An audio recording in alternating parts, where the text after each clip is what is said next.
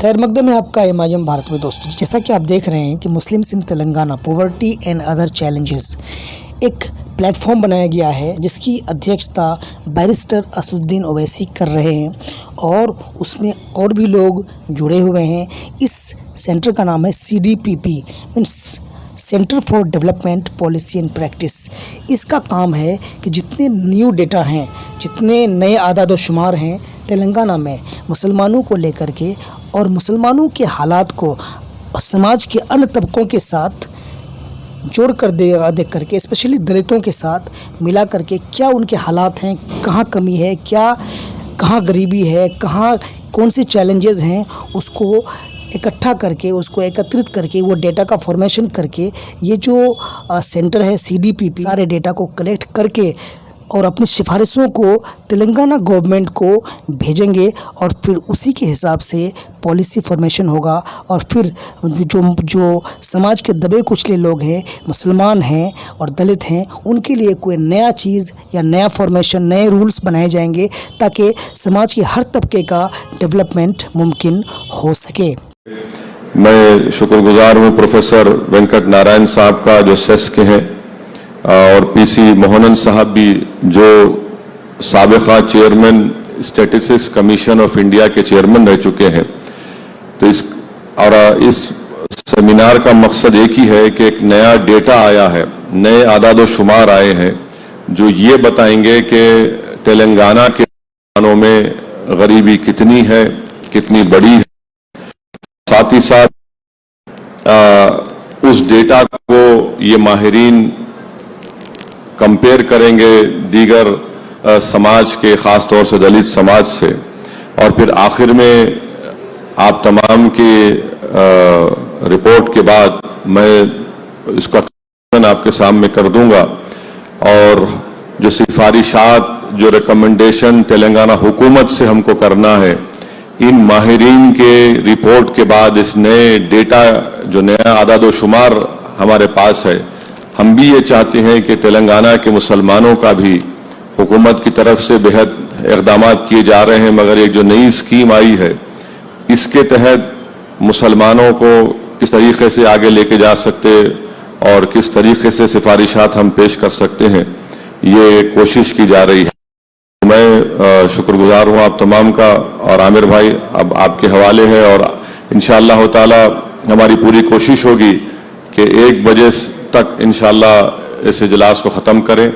मेरी आपसे अदबन गुजारिश है कि आप लंच कर जाइए। ज़ोहर के नमाज का भी इंतज़ाम रखा गया है, मैं ज़रूर लंच करके आप यहाँ से जाइए। शुक्रिया।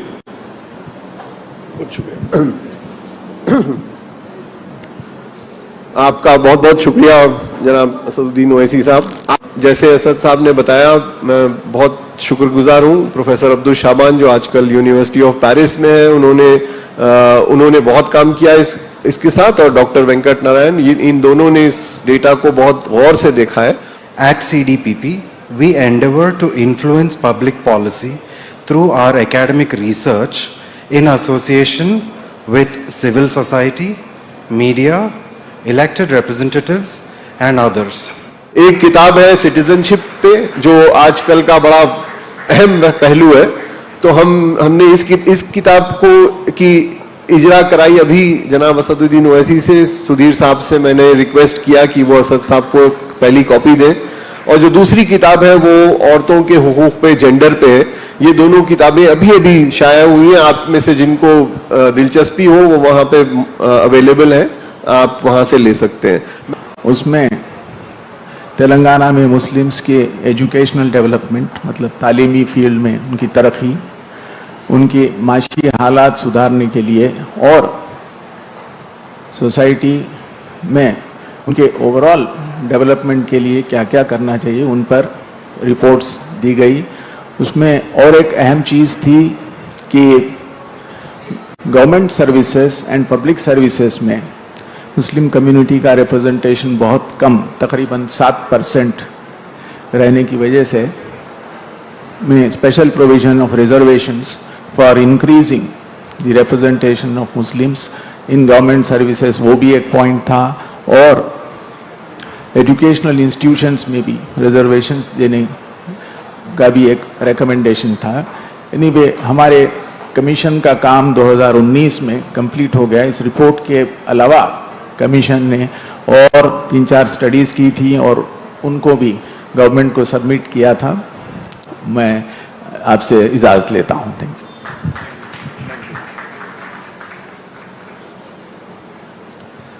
सर बहुत शुक्रिया आपका। इस किस्म की रिपोर्ट जो सुधीर कमीशन ने बनाई थी वो हमारे मुल्क में शायद पहली बार बनी, जहां पे हमने एक मखसूस स्टेट को और वहां की एक मखसूस कम्युनिटी को बड़ी गहराई से स्टडी किया।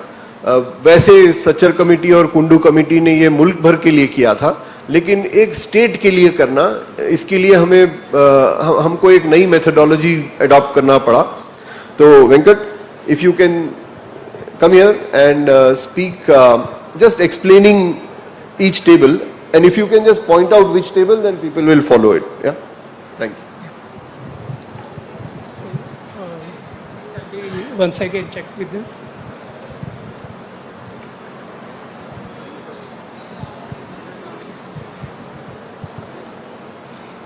Good morning all, respected Honorable MP Asiduddin sir and our Honorable, in Telangana we have Muslim population around now, we are giving the figure for at this time, 2021, we have estimated like 48 lakh population we have in Telangana, Muslim population, and it will constitute 12.8% of the total population in Telangana. And also second thing is that they may be attending madrasa also gives literacy. Literacy is nothing but just reading and writing, nothing else.